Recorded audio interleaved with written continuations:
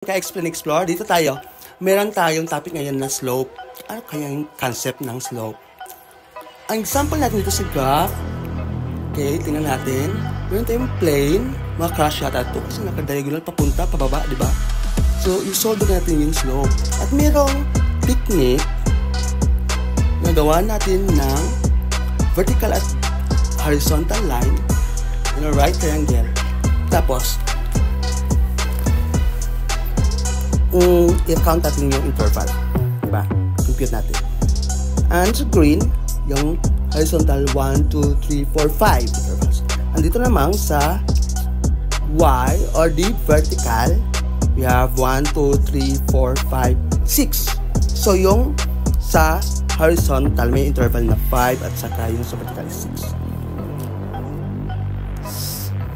I-try natin input yung negative 6.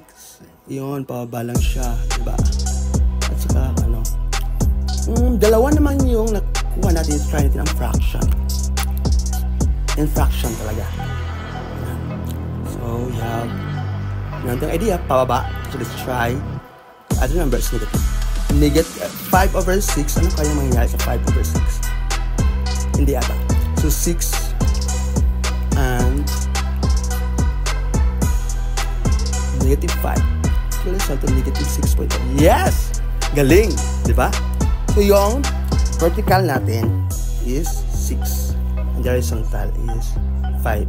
Any number pwede negative. Kasi pababa yan. Nag-identify siya sa slope. Itong pangalawang example, pataas naman siya. Pataas. And yung starting point niya is negative 8, negative 6. And x, y pair. Diba? Or pair. Negative 8. Negative 6. Pangalawa naman, yung destination is 0 and 10. So, yan. Dito, sa pangalawang example, adapt natin yung kanina. Right triangle yun, di ba? Kung pababa yun is negative, so natin dito, positive siguro. So, tingnan natin yung other way to solve that one para mabilisan.